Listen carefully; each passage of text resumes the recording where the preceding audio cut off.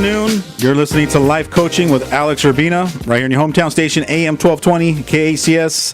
Thanks for joining us on this beautiful Friday. Joining me in studio on the board is Andrew Delgado, giving us a platform to share our voices and to make a contribution. And joining me in studio, alongside of me, to my right, is my co-host, Jasmine Urbina. She's my youngest middle daughter. Thanks for being here and hanging out with me today. Thanks. I'm not your youngest daughter, actually. I'm your oldest daughter. Well, I didn't want to call you my middle daughter. Okay. You still did, but okay. And you are the middle child. Okay, yes. Well, that'll be another show. That's a show in itself, you're right. Yeah, absolutely. But today I want to talk about vulnerability. Okay. What does vulnerability mean to you? To me, being vulnerable is just showing who you are, not being gated or guarded or letting everyone see who you really are. What does that mean when you say letting people see who you really are? I think that internally we're a certain way that we don't let other people see. We're really emotional, we're passionate about something, and a lot of the times we let our past experiences from other people shutting us down or telling us no, or that we're wrong, or judging us. We don't let that out. We won't be vulnerable, we won't be ourselves because we're afraid of being judged. A lot of times I talk about having your walls up or bringing your walls down, and that's kind of lingo in the coaching world or in transformational work, personal development. When the average person hears "bring your walls down" or "you have walls up," what do you hear, and how can you articulate that so people can understand what that means? I think it means just like literally It's a metaphor because there is no walls. It represents a place where you feel guarded and you feel you want to be protected. You don't want to let people in to see the real you. And here's an example: when I'm feeling, when I'm nervous or I'm afraid, it's okay to experience that and feel that experience, and it's okay to let the people around you that you love in your inner circle let them see that. You don't always have to be tough. You don't always have to pretend like you got it going on or you have all the right answers. It's all right to let people know that, hey, I'm lost or I'm confused or I don't know that. And I think not being in touch with that or not being in tune with that can get in the way of connecting deeper with people in your life in relationships. Yeah, exactly. I agree. I think, as far as you're saying, it's a metaphor, the walls.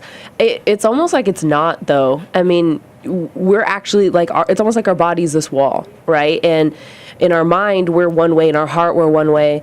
And then all of a sudden, getting it through the wall, getting it through our body isn't actually coming out the way we want it to, at least for me. And I think that also, and I'm glad that you brought up the mind, the body, and the spirit, right? That's what we'll call it, mind, body, spirit. And when you're operating from your spirit and you're operating from being free to be, spiritual and being loving, compassionate, vulnerable, and you allow yourself to experience that and let other people experience you having that experience, there's something powerful about that. And I only discovered this about 20 years ago when I realized. Actually, it happened in a training where I was asked to share, and it was sharing something that was personal.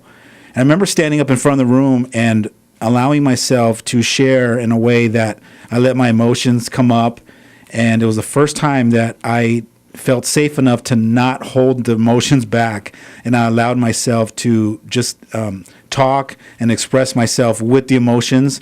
And I had a little moment, and I just hung in there like a trooper and expressed myself. And I was done sharing. I got people clapping, and so when the event was over, I remember being outside of the training room and having people walk outside, and a couple people walked over to me and they said, I appreciate your sharing, and because you shared like that, you helped me make a decision tonight that's going to, I think, change my life forever. And I had like 3 or 4 people come up to me and share with me about how they were touched and moved and inspired by the way that I was sharing. And that was the first time I realized how powerful vulnerability really is. Mm-hmm. If you really want somebody to hear you, if you really want to land a message, if you're a mom or a dad and you really want your kids to if you want to really connect with them at a deep level, or you want to land something distinctive so that they get it, practicing how to be vulnerable and especially communicating yourself from vulnerability is powerful. I think what you're saying too is leading by example, right? Like you do it as a parent and your kids do it, or you do it and somebody sees you doing it therefore they're going to do it too. Well, as a parent, a lot of times in our frustrations when we're complaining, right, to our, our spouse or our sister or brother or parents, whoever we're complaining about to regarding our kids, a lot of the complaints are my kid doesn't open up to me or they don't share. But from the responsible version, you have to look at is who am I being or who am I not being that my kids don't feel safe enough to open up and share with me? And commonly the answer is who I'm not being is vulnerable enough. I'm not bringing my walls down. I'm not being, loving and compassionate and open enough. I'm not saying that you're not being that, period. I'm saying you're not being it enough to create the result which you intend, which is to get your kids to come to you and say, hey, Dad, how's it going? I have a problem. Or, hey, can I get your advice on something? It's not your kid's fault because, one, you're not being that example that you're talking about or a great example or an effective example. And two, you probably haven't taught them how to be vulnerable or come up to share with you. I just look at it from the responsible version of my kids are showing up the way they're showing up. An example like you, if there's certain things that you're showing up that I want to make some corrections, I have to always look at myself and say, okay, who do I need to be to get you to feel safe enough to open up and share? And we'll talk more about that when we come back from the break. Stay tuned for more. You listen to Life Leadership with Alex Urbina right here in your hometown station, AM 1220 KHTS.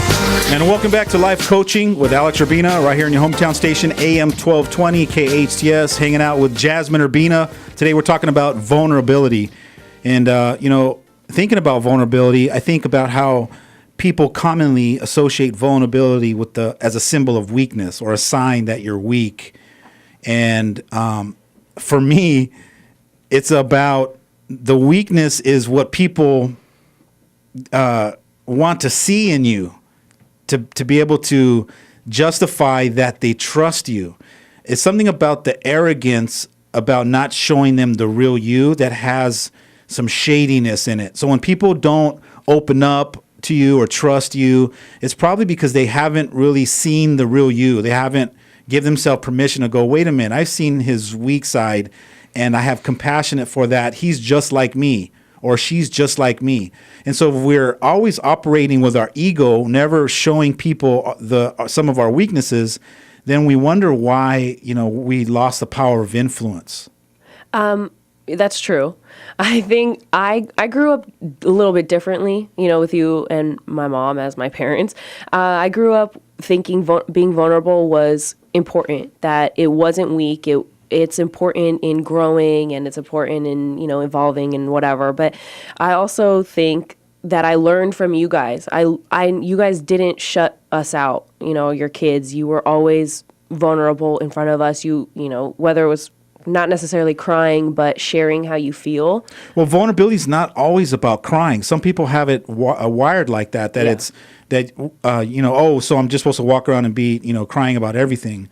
It's not just about being sensitive. Vulnerability is just about allowing yourself to be seen, all of you. Exactly, opening up. Yeah, like I do make mistakes or being able to, it's not about being perfect. It's about letting people see the real you, even when you're making faults or making mistakes, or even when you're afraid. Mm-hmm. Allowing that person to see you in your fear and not pretending that it's not happening. Exactly. Another thing that might be challenging for you to be able to be vulnerable is if you have a belief that you don't want people to see you in that weakness, or if you have this underlying issue of caring about what people think about you. If you really care about what people think about you, you're going to struggle with vulnerability. And and you being able to access that vulnerability is key, especially as a parent, to be able to hook your kid's heart, to get them to say, wow, my mom does, struggle with things, or wow, my dad is afraid of certain things. And there's something powerful about, the people that you love the most being able to witness that. I see it when people show me their vulnerability, I take it as an honor. I feel privileged, man, when someone is able to break down in front of me or just, share their fears or be, experiencing the fear coming up for them in front of them. And they're not trying to act like they got it all in control or that everything's cool when they're just allowing themselves to be freed up to to experience that in front of me, I'm in awe. I feel so privileged and honored to be able to experience that with them. And it changes the way our relationship is. Yeah, exactly. I feel trusted. I feel like there's now this bond where I can do as they do. And I feel like, like family. I feel like I can share anything because they're able to share anything. How about feeling equal? Could it symbolize, wow, we're the same, right? I identify with it. I identify with you because I've been there before. And knowing that, you're not trying to pretend like you got it all dialed in lets me know that you're human, I'm human, we both have stuff that we got to work on. And so now we're a band of brothers and I got your back type of thing. Exactly. It really creates that opening for you to really identify with the other person that just says, it's okay, I got you. And I think it's very powerful for you as an individual to give yourself permission to even look at it and ask yourself, it's a good opportunity to rate yourself right now. 0 to 10. Where would you rate yourself 0 to 10 in the area of vulnerability? I would give myself maybe a 7 or 8. I feel like I'm pretty vulnerable. Which one is it, 7 or 8? Okay. I love when I ask this question. People will give them those, and then the common response will be 7.5. They always come to get right in the middle. All right, maybe I'd give myself an 8 then. I think I'm pretty vulnerable as far as being emotional and being in touch with myself, but where I lack is expressing it to other people. All right, so in the gap is being comfortable and freed up enough to be able to say, I'm gonna whatever's coming up for me, I'm gonna train myself to experience my experience. Doesn't matter who's around. Yes. And so then the next question for me comes up is, inside that gap there has to be some fears that gets in the way. So what would you be afraid of? No one really being on the same page as me, like not necessarily being judged, but just not being understood. I think that's where I'm most afraid. So you think that most people, when you go to that show that vulnerability, that they're going to go, I don't know what you're talking about. I've never been there before. Yeah, I guess. It kind of sounds silly though, doesn't it? When you talk about it, like as we're having this conversation, it's really silly that we would, as human beings, hold certain things back because we're afraid that someone's going to judge us and go, wow, you're weird because you are afraid. Come on, we're all experiencing that. You just happen to be giving yourself permission to not care whether I'm going to judge you or not, and just open up and express yourself freely. To me, that's and this is going to sound a little over the top, but to me, it's the only life to live, which is being willing to express yourself without caring about whether people are going to like it or not like it. That's freedom to me, is being able to express yourself however you're feeling, and then not have to justify anything. Yeah, I like that. Not having to justify it. But if you can do that and be that, everywhere you go, you're freed up. You're powerful. You're able to be able to choose to live however you want without being a puppet. A lot of people, they associate not being free and expressing themselves in certain areas and certain situations as like a puppet. What do you think they mean when they say that? Just being controlled by their fears. Your fears are controlling you and stopping you from feeling like you could, be yourself. Awesome. Stay tuned for more. You're listening to Life Coaching with Alex Urbina right here in your hometown station, AM 1220 KHTS.